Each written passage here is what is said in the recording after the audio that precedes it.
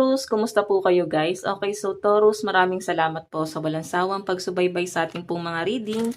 And sa mga nagtatanong kung paano po magpa-private reading, ay iwan ko na lang yung link sa atin pong description box below. So, tignan po natin Taurus, ano bang inyong love situation. So, guys, ang reading natin is timeless, no? Wala po siyang specific date, time, and year. Kung kailan mo siya mapanood, ay possible na makaresonate ka pa rin. Okay, Taurus, Sun, Moon, Rising, and Venus sign. Pagdating sa inyong love life. Taurus. So, meron po tayong the world. Para bang moving forward ka dito, guys.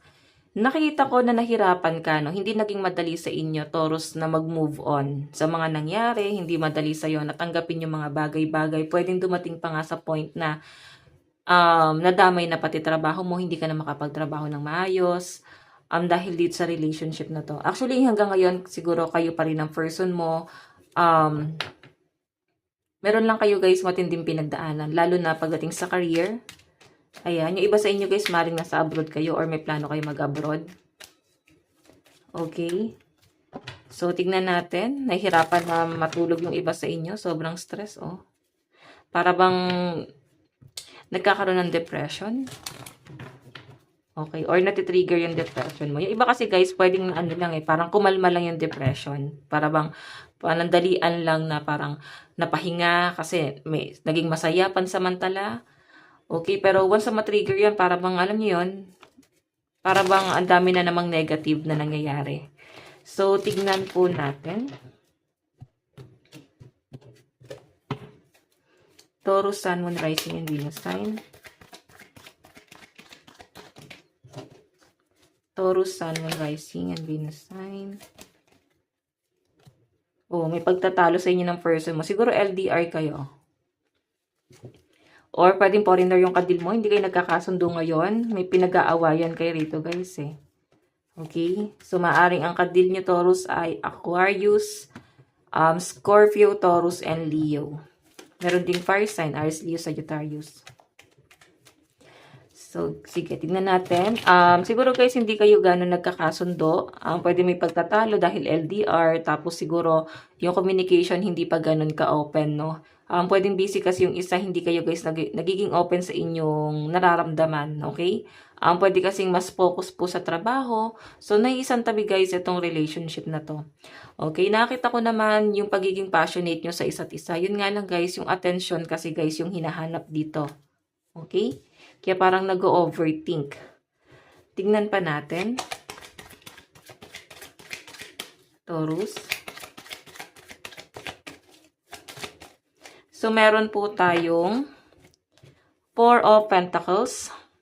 Nakikita ko na kahit na lagi kayo nag-aaway ng person mo, para bang maghihiwalay, parang on and off eh. Okay, ilang araw hindi mag-uusap. Tapos, pag trip na naman ulit guys, magbalikan na yan, nakita ko na mukhang nagkakaayos din naman agad. Kasi nandun yung Four of Pentacles. So, parang hindi guys kayang i-let go. Kasi kailangan po yung isa't isa.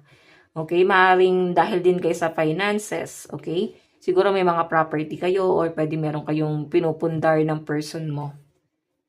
Sa pinapakita rito, no? And, eto rin guys siguro yung nagpapatrigger sa inyo. Kasi nga, gusto mo na sigurong mag-move on. Gusto mo nang umalis. Hindi mo alam kung paano ka aalis sa sitwasyon. Kasi nga, pwedeng may naibibigay sa inyo, Taurus eh. Pwedeng siya yung nagpo-provide sa inyo, lalo sa finances. Okay? So, tignan natin, Taurus.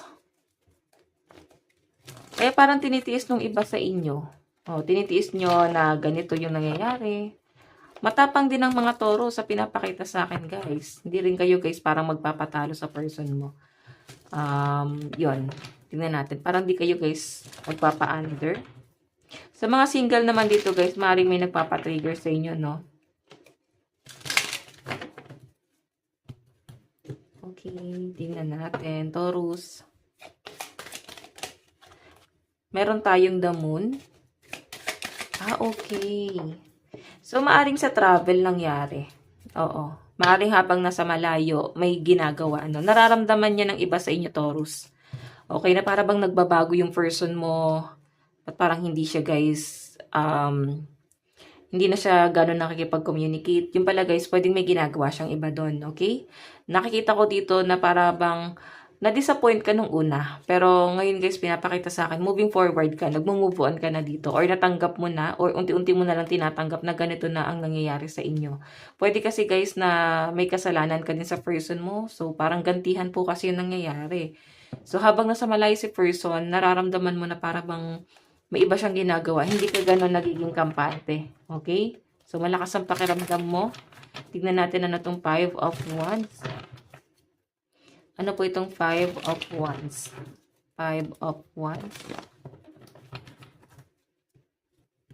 Oops. Ano po itong 5 of Wands? Meron tayong judgment. Siguro guys, nandun yung sa point na nakakapagbitaw na ng mga masasakit na salita eh. Okay? Parang masyado na guys, parang below the belt na yung mga sinasabi. Okay? Hindi na to guys, parang kayang lunukin pa. So, Taurus, tignan mo sa kabilang banda kung worth it pa ba. Kung deserve mo pa ba yung ganitong klase ng treatment. Okay? So, meron tayong 10 of Cups, family. So, maaaring ikaw naninimbang ka, no? Pwedeng nandun ka sa point na sinasabi na ng family mo na hindi na yung worth it, umalis ka na, hindi na yung makakatulong sa'yo. Or pwedeng yung iba sa inyo guys, no? Baligtad naman. Pwedeng yung family mo naman guys, yung para bang nagsasabi sa'yo na parang pinupush ka pa dun sa bagay na yon. Okay? Nagawin yung mga, itong mga bagay-bagay na to na hindi na nakakabuti sa inyo. Like, ayaw mo na, gusto mo na mag-move forward, gusto mo na umalis dito sa ganitong klase ng relationship na napaka-toxic. Yun nga lang guys, pwede yung family mo yung nagpo-push sa'yo na huwag kang umalis. Okay? Pwede kasi guys na nafe-feel mo na mas kampante yung family mo rito, na para bang ikaw pa yung biniblame. So, balik na rin nyo guys, pwedeng person mo yan or ikaw. Okay?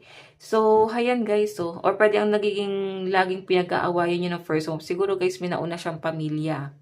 Pwedeng ang focus ng person mo is yung family niya rin. Kahit pa paano nagpo-provide siya doon. So, ikaw, nahihirapan ka siguro kasi ikaw yung mas nagbibigay. Ikaw yung mas nagpo-provide ng malaki dito sa relationship na to. Tignan natin ano tong 4 of Pentacles. Ano tong 4 of Pentacles? 4 of Pentacles. Meron po tayong Knight of Swords. May pag-aaway talaga guys. Hindi na hindi na to masettle. So, maaari ang pinagtatalunan is pera. Okay? May panunumbat dito guys na nakikita ko. Ayan no. Nakita ko na matalino at logical naman kayo parehas ng person. May nga guys, pwedeng nanunumbat kasi nagpo-provide siguro siya. Nagpo-provide ng pera. Pwedeng siya yung tumutulong sa inyo. Siya yung nagbibigay sa inyo guys ng budget. Okay, lalo na kung ikaw ay walang trabaho. Taurus, no? So, Emperor yung energy, medyo nga siya guys. Ay, no, parehas kayo, mataas ang pride.